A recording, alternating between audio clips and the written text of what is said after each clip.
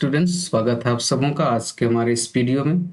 आज के इस वीडियो में हम सीखेंगे होम टैब में दिए गए फ़ॉन्ट ग्रुप के बारे में। तो आज ये पूरे फ़ॉन्ट ग्रुप में जितने भी आइकन्स हैं उनको एक-एक करके यूज़ करेंगे और अप्लाई करके देखेंगे कि किसमें क्या चेंजिंग आता है। तो इसको यूज़ करने से पहले यहाँ पर हम कुछ टेक्स्ट लिखेंगे, तो यूज़ करेंगे रेंड कमांड। ये मैंने एक टेक्स्ट यहाँ पे इंसर्ट किया। अब इसमें से हम सबसे पहले जो भी यहाँ पे है, तो यहाँ पर सबसे पहले आज देखेंगे यहाँ पर फॉन्ट फैमिली के बारे में। तो इसको अप्लाई करने से पहले जो भी हम टेक्स्ट लिखे होते हैं उसको सेलेक्ट करना है। तो आप कंट्रोल ए बटन से सेलेक्ट कर सकते हैं या माउस कर्सर से भी आप सेलेक्ट कर सकते हैं। तो फिर आप मान लीजिए इसका हमका जो भी फॉन्ट इसमें है वो फॉन्ट दूसरा देना है, तो यहाँ पर सबसे पहले यहाँ पर जाएंगे। यहाँ पर जाने के बाद यहाँ पे ये पूरी फॉन्ट फैमिली है, तो इसमें से जो हमें सुटेबल लगे उसको यूज कर सकते हैं। तो जैसे जैसे हम दूसरे में जाएंगे सबका फॉन्ट अलग अलग होता है। तो यहाँ पर बेल एम्प्टी है, तो अगर हम इसको लिए तो ये इस फॉर्मेट में है। यहाँ पर आप किसी भी फॉन्ट को यूज कर सकते हैं, लेकिन यूज करने से पहले आपको पूरा टेक्स्ट को सिलेक्ट करना पड़ेगा, या फिर जिस वर्ड में आप चेंज करना चाहते हैं उस वर्ड को सिलेक्ट करना पड़ेगा। तो यहाँ पर ये था कि फॉन्ट के बारे में, कि जो भी हमें फॉन्ट चाहिए आप यहाँ से ले सकते हैं और अप्लाई करके देख सकते हैं कि किस फॉन्ट में किस तरह से लिखावट आता है। अब ये था फॉन्ट के बारे में। अब दूसरा है कि अगर इसका मुझे साइज इंक्रीज करना हो, तो यहाँ पर सबसे पहले यहाँ पर जाएंगे। यहाँ पर जाने के बाद आपको जिस साइज में चाहिए उस पर क्लिक करेंगे। जैसे यहाँ पे 16 पे अगर क्लिक किए तो ये साइज का है। अब यहाँ से जो इसका लिखावट यहाँ पर जो दिया हुआ है वो सबसे कम यानी कि मिनिमम जो है 8 रहेगा उसका साइज, जो भी यहाँ पे लिखेंगे हम उसका 8 है। और सबसे जो हाईएस्ट है वो है 72। तो 72 बहुत यहाँ पर। मान लीजिए अब यहाँ से क्या है, अब इसका जो मान लीजिए मैं यहाँ पर 24 किया इसका साइज। अब इसको डिक्रीज करना है, मान लीजिए कि हमको छोटा करना है, तो यहाँ पर साइज को कम कर देंगे। जो जिस साइज पे अभी है उससे कम साइज पे क्लिक कर देंगे, तो ये फिर वही साइज में आ गया। अभी ये इसका जो साइज है वो 12 है। अब यहाँ पे फिर अगला एक और दिया हुआ है इसके जस्ट बगल में यहाँ पर, तो इससे भी साइज इंक्रीज कर सकते हैं। तो इसको अप्लाई करने से पहले टेक्स्ट को सेलेक्ट करेंगे। तो यहाँ पे किया मैंने सेलेक्ट।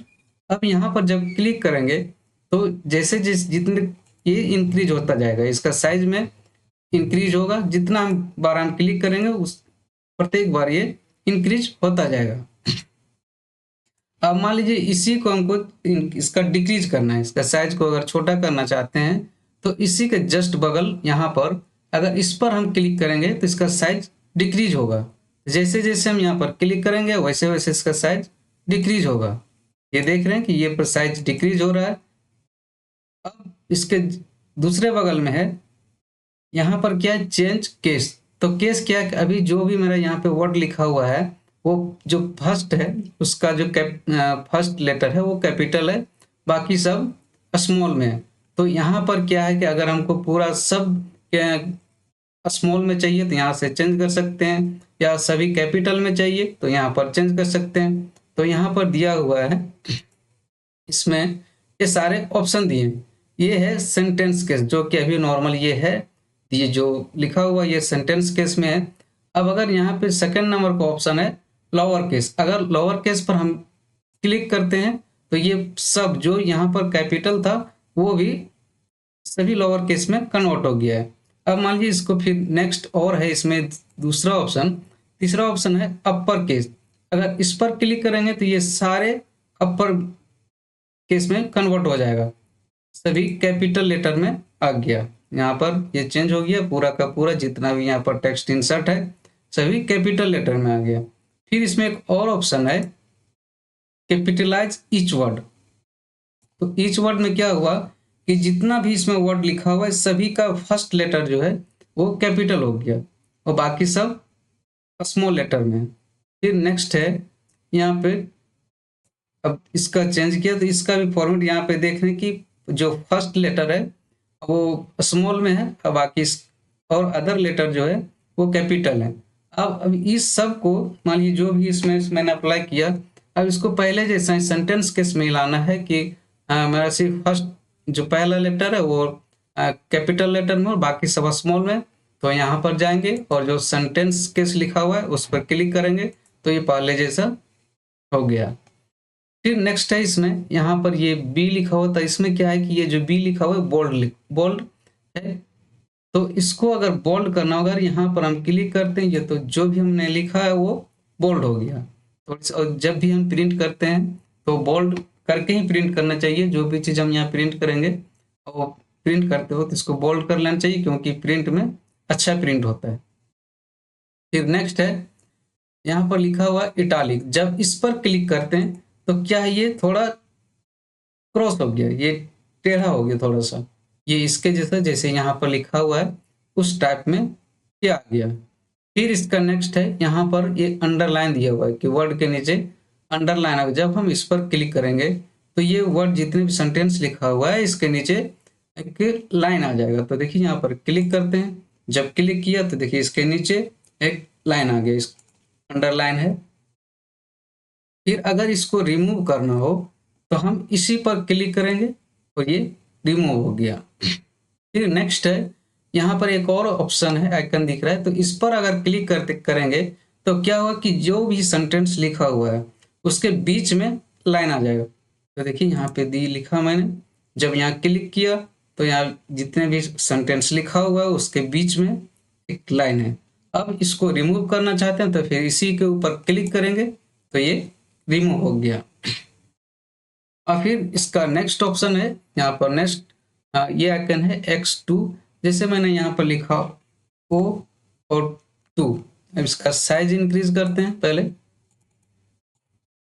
तो यहाँ पर क्या है ये O और 2 लिखा, अगर हमको ये 2 को नीचे लिखना है जैसे O2, तो यहाँ पर इस पर अगर क्लिक करेंगे तो सबसे पहले जिसको हमको नीचे लाना उसको सेलेक्ट करेंगे, तो यहाँ पर 2 को पहले सेलेक्ट करेंगे और फिर इस आइकन पर अगर क्लिक करेंगे तो ये 2 नीचे हो गया, इसका साइज डिक्रीज हो गया और ये नीचे आ गया। अब फिर अगर इसका नेक्स्ट ऑप्शन है यहाँ पर दूसरा एक आइकन है एक्स का स्क्वायर लिखा हुआ है, तो अगर इस 2 को यहाँ पर ऊपर ले जाना हो तो यहाँ पर पहले 2 को सेलेक्ट करेंगे, फिर यहाँ पर क्लिक करेंगे तो ये आ गया उस फॉर्मेट ओ का ऊपर यहाँ पे 2 आ गया, जैसे एक्स का स्क्वायर हम लोग लिखते हैं तो इस आइकन को यूज करके हम अप्लाई कर सकते हैं एक्स स्क्वायर लिखने के लिए। फिर नेक्स्ट है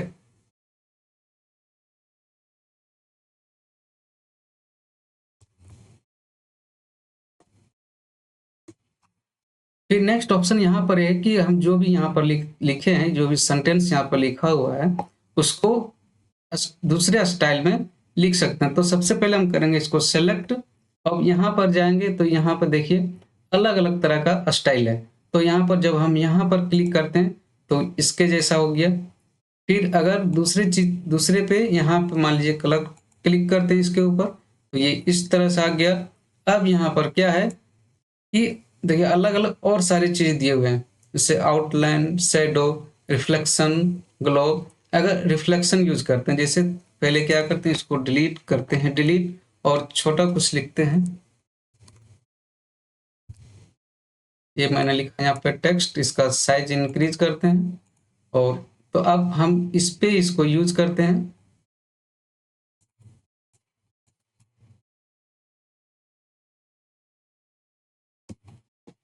इसको किया सेलेक्ट।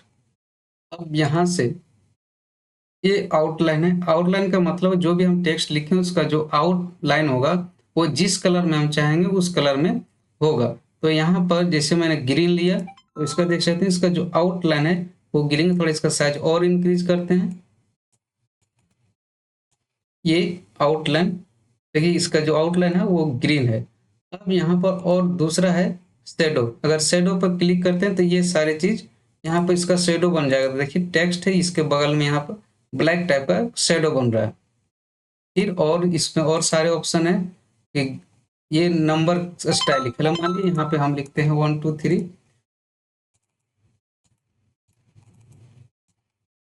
यहाँ पे लिखो 1 2 और 3।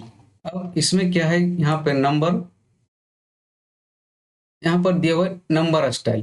तो नंबर स्टाइल में जिस स्टाइल, मान लीजिए यहाँ पे हम ये इस पर क्लिक किए तो देखिए 1 2, यहाँ पे 3 थोड़ा सा बड़ा है और ये 2 और 1 एक साइज का है।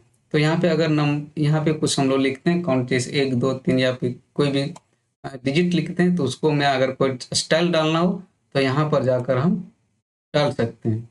अब फिर इसका नेक्स्ट है,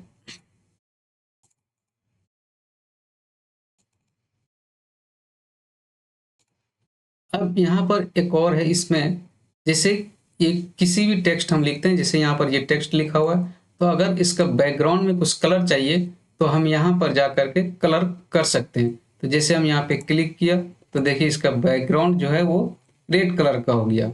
अब यहाँ पर फिर अगर इसको बैकग्राउंड को हटाना है तो पहले करेंगे सेलेक्ट और यहाँ पे जाएंगे और यहाँ पर लिख देंगे नो कलर। नो कलर पर क्लिक करेंगे तो ये कलर पूरी तरह से रिमूव हो जाएगा, इसका बैकग्राउंड में जो पहले जैसा है आ जाएगा।